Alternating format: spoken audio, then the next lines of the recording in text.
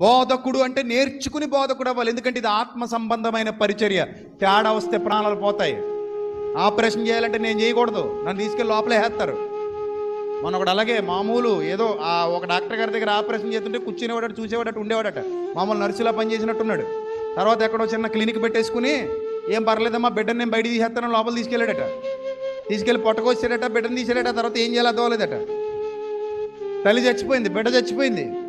అన్న అక్కడే వదిలేసి కిటికీలోంచి దూకి పారిపోయాడు దరిద్రుడు. పెద్ద ఇష్యూ అయింది అది.